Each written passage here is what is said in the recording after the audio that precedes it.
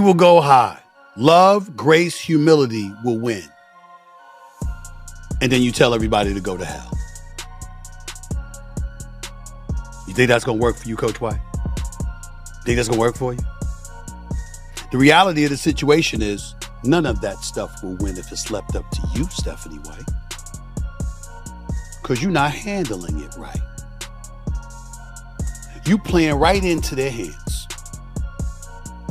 Right into their hands. What happens when Stephen A. Smith stops analyzing the Indiana Fever and starts questioning Stephanie White leadership directly? A heated controversy surrounding Sophie Cunningham, DiJonai Carrington, and a disputed coaching decision has now put White under an uncomfortable spotlight while Caitlin Clark and her teammates appear ready to defend her. But what exactly did Stephen A. say that made him challenge White so bluntly, and could this confrontation expose a much deeper problem inside Indiana? Our player safety is always a top priority for me. One of the things I pride myself on is my relationships with players. I thought the play got called right. Thankfully, Sophie's okay. Was it egregious? Absolutely. When you have a chance to watch that over and over and over on replay, you can see that. I didn't have that in real time. The hate, the fear-mongering, the divisiveness, the stuff that's trying to hijack our league will not win. It won't win. We are united. We are connected. We will not. Stephen A. Smith just turned the Indiana Fever latest controversy into something much bigger, because this time the question is not simply whether Stephanie White made a bad judgment call. Embracing the reality of the tense situation that the WNBA, and especially you as the coach of the Indiana Fever, is involved in. There are folks in Indiana at a home game booing you. You ain't the road team, you the home team, you the home coach, and they booing you. And Sophie Cunningham and Caitlin Clark can speak up for you all they want to, as they did, and as they should have. The question is whether the Fever coach has lost the confidence of the very people she is supposed to lead, and Stephen A. Smith is now demanding answers that are becoming increasingly difficult to avoid. Stephanie White, I've been a defender, the coach of the Fever. Get her out of there. Get her out of there. Fire her ass today. I don't want her back on that bench. Stop defending the other players. Oh, she plays hard, DJ. That's just her being her. You see Caitlin in the press conference almost cover her ears and her eyes.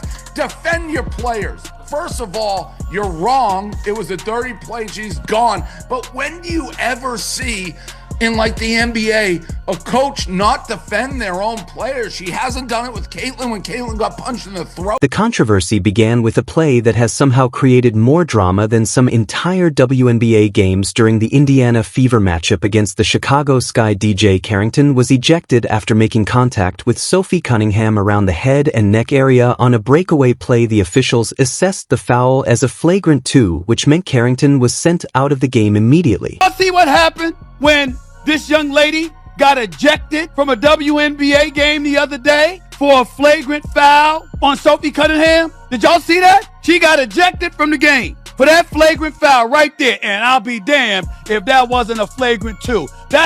She mugged her. Damn near came across like decapitating her, for crying out loud. That was definitely a hard foul. Make no mistake about it. Nobody can argue about it. You can say what you want. We know what we saw. No way around it. DiJonai Carrington foul was clearly unnecessary. It was a flagrant foul penalty too. It was absolutely positively correct call. On its own, that should have been the end of the basketball story. There was a hard foul. The officials reviewed it. A decision was made and everybody could move on, except nobody moved on. Instead, the incident exploded into a much wider argument involving player safety, coaching, social media, race, politics, fan loyalty, and eventually the future of Stephanie White in Indiana. Suddenly, the Fever were not just dealing with what happened on the court, they were dealing with what their own coach said about it. Afterward, that explanation might sound reasonable until you understand why so many people were unconvinced, because cameras do not care about press conferences, personal relationships, or carefully chosen explanations. They simply record what happened, and the footage circulating online has given critics plenty of material to question Stephanie White's account of the incident involving DiJonai Carrington and Sophie Cunningham that has created an uncomfortable contradiction between what viewers believe They saw, and what White said she saw, online discussions have focused heavily on whether her explanation was consistent with the available footage, and that is precisely where Stephen A. Smith entered the conversation. Rose that Stephanie is stuck in is she knows DiJonai is a good person, but now she's coaching people who are likely taking money from the Heritage Foundation, has a large MAGA racist fan base, and they didn't like that she defended DiJonai. Take personally any suggestions that I don't 100% always have my players back. Stephen A. Smith did not approach the issue as if it were simply a debate over whether a foul should have been upgraded from a common foul to a flagrant. Instead, he went after the larger leadership question, and that distinction is important because his criticism was directed at White's responsibility as the head coach of the Indiana Fever. His argument was essentially that if you are the head coach, watching the game is not an optional side quest. You are supposed to know what is happening on the floor, recognize when one of your players has taken a dangerous hit, and understand when a situation requires an immediate response. When one of your players is left on the floor after a violent collision, fans naturally expect the coach to react before somebody on social media has enough time to upload 3 camera angles, add dramatic music, creating another layer of scrutiny around the situation. That connection has fueled speculation from people who believe White's familiarity with Carrington may have influenced how she initially interpreted the play. However, that theory also needs to be treated carefully because knowing a player does not automatically mean a coach will defend everything that player does. That's a flagrant 2 every single damn time in the NBA and the WNBA. But you know things have devolved when you've got the Attorney General for the state of Florida saying that's why WNBA games ain't here because guess what? We are the prosecutor. Attorney General James Uthmeyer, the WNBA knows better than to play games down here in Florida because I'll be charging people with assault. I should probably clarify. Assault and battery. That is from the Attorney General of the state of... Coaches spend years working with athletes, learning their personalities, understanding their tendencies, and building relationships that can continue long after the player leaves the team. White supporters can reasonably argue that she was describing what she believed she had seen at game speed rather than deliberately protecting a former player. Her critics, however, are asking a different question, and it is one that is much harder to dismiss. Would White have reacted the same way if the situation involved someone she had never coached? That question has become one of the biggest reasons this controversy refuses to disappear, because once trust becomes part of the conversation, every explanation starts getting examined under a microscope. Then another moment changed the temperature completely. White addressed the growing criticism before the Fever faced the New York Liberty, and instead of delivering the carefully polished statement coaches usually give when controversy surrounds their team, White essentially told her critics to go to hell. There is something almost beautifully chaotic about talking about grace and humility before essentially informing your critics that they can take a long walk in the opposite direction. It is the kind of statement that sounds as though 2 completely different personalities were fighting over control of the microphone. You're wrong, but it starts to make me think you care more about the overlying social issues and not pissing off other people in the league and saying men can play in the league, because she's one of those players. Coaches, when asked, always is taking the far left side of it. This isn't politics. Your player got assaulted. Defend your player in the press conference. Be like, yeah, that was a dirty play. She should have hit the showers.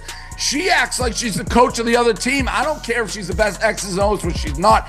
Get her the hell out of there. Either defend your players or get lost. Still, the emotion behind White comments was obvious. She was no longer responding only to one controversial foul. She was responding to what she viewed as a much larger attempt to divide her team and attack her character. And to be fair, there is an argument worth acknowledging on White's side. Being a head coach in the WNBA is already demanding, but being the head coach of the Indiana Fever with Caitlin Clark at the center of one of the biggest stories in women basketball brings an entirely different level of scrutiny. Every decision becomes content, every substitution becomes content, every facial expression becomes content, and apparently every controversial foul now receives enough analysis to qualify for its own congressional hearing. The Fever have become one of the league's biggest attractions, which means White is coaching under a microscope that very few coaches experience. However, Stephen A. Smith's argument is not necessarily about the standings. It is about leadership. That brings us to one of The most uncomfortable parts of this entire situation because Fever fans booed Stephanie White inside her own building. She is the dumbest coach I've ever seen. Love, grace, humility, integrity.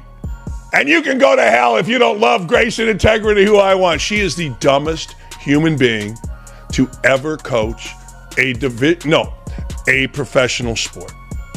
I say love wins. I will always have their back, except you didn't with Alyssa Thomas, except you didn't with DiJonai Carrington, except you didn't going back, except you never have. Hell, you're so stupid you can't even tell us what a woman is. You can't even tell us the difference between a man. Think about how unusual that is. White was not walking into Chicago, New York, or Las Vegas as the opposing coach. She was walking into her own arena surrounded by fans who were supposed to provide home court energy, and some of those same fans were booing her. Smith highlighted that exact point when he delivered his reality check, emphasizing that White was not the road team, she was the home team coach. That is no longer ordinary criticism. That is a warning light. The situation became even more complicated because Caitlin Clark publicly defended White. Clark reportedly said the booing made her feel sick and made it clear that the players had their coach back. She also indicated that the Fever were determined not to lose that game. For White, that response matters because it creates two very different realities surrounding the same basketball team. Inside the locker room, White appears to have support. Outside the locker room, the criticism is getting louder. That is a brutal reality check. Because players supporting their coach is powerful, but it does not necessarily settle questions about coaching decisions. Plenty of chances to come out with a statement like this and chose not to come out with a statement like this. But when she saw that her job was in jeopardy, after the Lieutenant Governor of Indiana came out with that statement, after she came out to say that she believed that the play between DiJonai Carrington and Sophie Cunningham wasn't intentional, when she came out with that statement and she saw how those fans reacted to her saying that, how the governor of Indiana came out saying how she spoke about that, now she wants to make a statement. Now she wants to try to flip her words and say that, oh, she didn't see video clips and see all this. Stand on business.